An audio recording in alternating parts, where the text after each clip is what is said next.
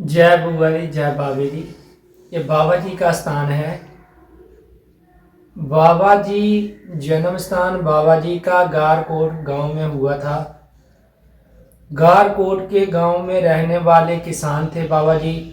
अपना उन्होंने नियम बना लिया कि प्रतिदिन माता वैष्णो की आराधना में लगे। डेली माता वैष्णो के दर्शन करके फिर अपना खेती बाड़ी का काम करते थे। 12 साल तक बाबा जी ने अपनी तपस्या की। 12 साल के बाद माता वैष्णो ने बाल कन्या के अवतार में बाबा जी को दर्शन दिए।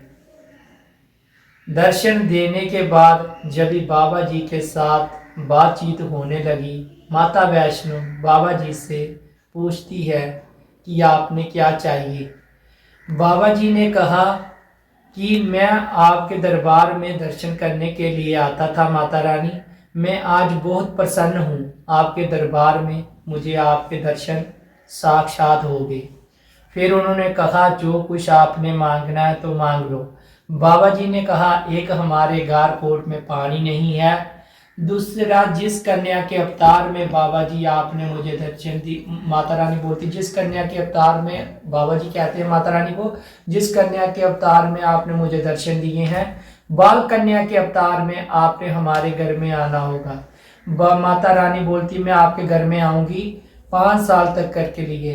5 साल के बाद ऐसी घटना होगी, आपने अपना शरीर छोड़ना पड़ेगा, मैं आपके साथ सती हो जाऊंगी, संसार पर हमारा दोनों की नाम चलेगा।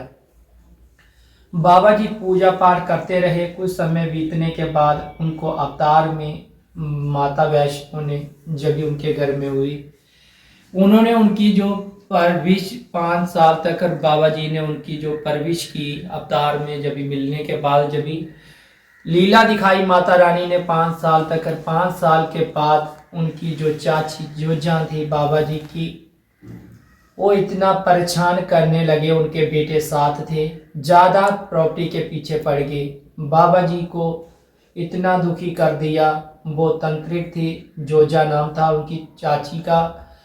कभी बुआ को परेशान करती थी, कभी बाबा जी को। इतना दुखी कर दिया, इतना दुखी कर दिया। दुखी होने के कारण बाबा जी ने अपना गारकोट गांव से निकल पड़े।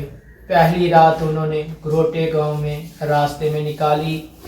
दूसरी रात कानाचक पंजोर में अपने मित्र के पास, लल्लो लुखार बर्मा थे, हरिद्वार की उनकी मित्री थी, उनके पास आ गए।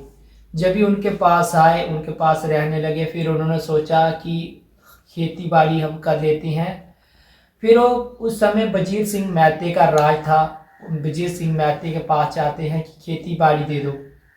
उस समय लोगों ने अच्छे अच्छे खेतर वो अपनी फसल को लगा दी थी, गेहूं। एक विराट जंगल पड़ा हुआ था बाबे के तालाब पर। बाबा जी ने उस जंगल की कटाई खुदाई करके बंजर जमीन को अपनी जमीन बनाया।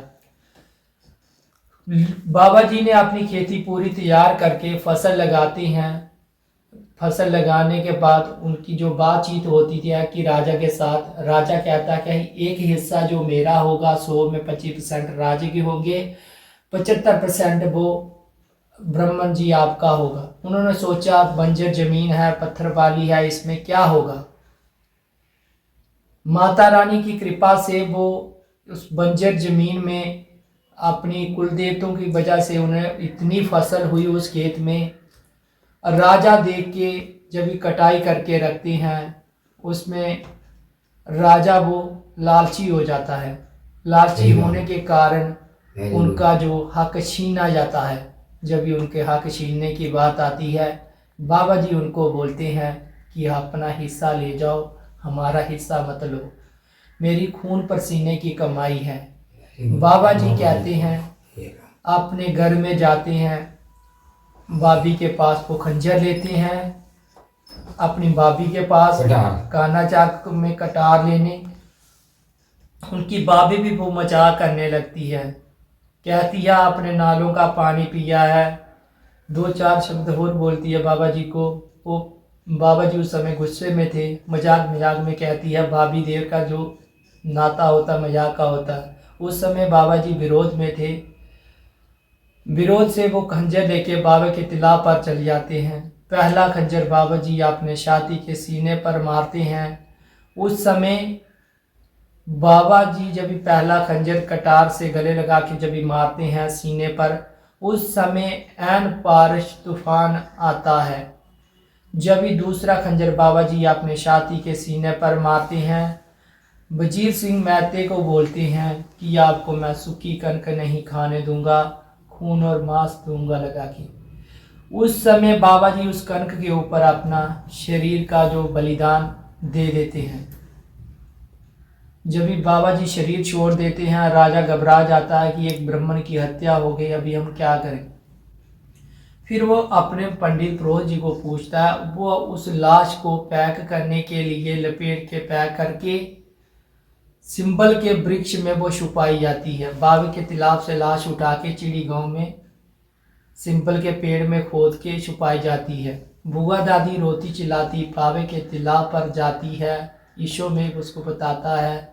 जब भी रोती चिल्लाती बाबा के तिला पर जाती है, उस समय आप दाने देख के अपने पिता को ढूंढती है। जब भी नहीं मिलती है, फिर उस कनक को देख के अपनी झोली में डालती है तो मत्था टेकती है, भगवती माँ मेरे पिता से मिला दो। वो दाने खरालते खरालते जहाँ तक जब भी पहुँचती है, जहाँ आके उसको सुराख मिलता है कि मेरे पिता की लाश जहाँ है। सिंबल के वृक्ष के बीच उसको दिखाई देती है। भगवती का रूप धारण करके अपनी पिता की लाश को नीचे रखकर उसका जो फिर अंतिम संस्कार करते हैं। बुआ दादी अपने पिता का इसी जगह अंतिम संस्कार करके पूरी अग्नि जब भी प्रकट हो जाती है, बुआ दादी इसी जगह अपने पिता के साथ सती हो जाती है। सती होने के बाद बुआ दादी ने श्राप दे दिया था उन लोगों को जिन्होंने लाश छुपाने के उपाय बताए, जिन्होंने राजे के साथ संग में जुड़े हुए थे, उन लोगों को श्राप लग गया। उसके बाद जो बुआ दादी इसी जगह सदी होने के बाद बाबा जी बुआ जी सिद्धू बुद्धू सियालकोट के कपड़ों का व्यापारियों का काम करते थे। उनको बाबा जी ने प्रेरणा दी कि हमारे मंदिर की निर्माणता कर दो। वो कपड़ों का काम करते थे। उन्होंने कहा हमारे पास तो इतना पैसा धन दौलत नहीं है जिस वजह से हम मंदिर बना देंगे। बाबा जी ने उनको निशान बताया उनके घर में कि ऐसे ऐसे धन आप खोद के मेरे मंदिर की निर्माणता कर देना। जब ही उनको दोनों भाइयों सिद्धू बुद्धू को पैसा मिला, उन्होंने कारोबार बढ़ाना शुरू कर दिया। बाबा जी को वो भूल गए। बाबा जी ने जब ही उनको झटका दिया, एहसास दिलवाया, फिर सिद्धू बुद्धू ने अपने आप को माफ़ी मांगने के लिए बुआ दादी के जब वो खाने में उनके जो कीड़े चीड़े उल्टा सीधा होने लगा, उनके साथ बहुत गांठे पड़ने लगे।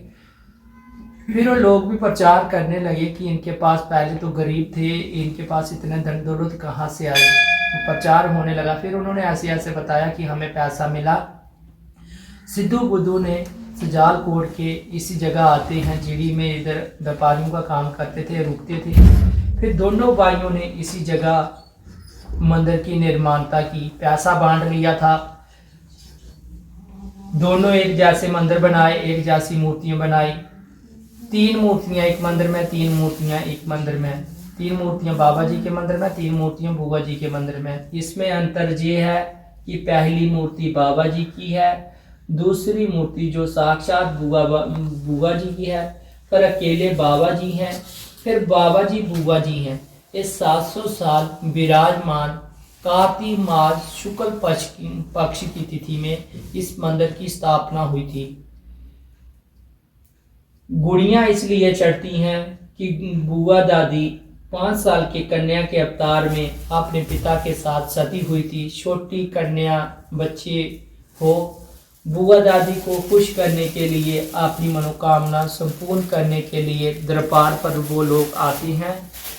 फिर उसके बाद जो टाफियाँ इसलिए बुआ दादी को चढ़ाते हैं कि बुआ दादी बच्चों से जो टाफियाँ खुश हो जाते हैं। खिचड़ी का मेन प्रसाद इधर खिचड़ी का है। खिचड़ी का प्रसाद आज से परंपरा के रीति रिवाज 700 साल से चलता आ रहा है। और भारत के देशों विदेशों से हर कोने का जो बाबा जी के दरबार में कार्तिक मास शुक्ल पक्ष की तिथि में बहुत बड़ा मेला लगता है।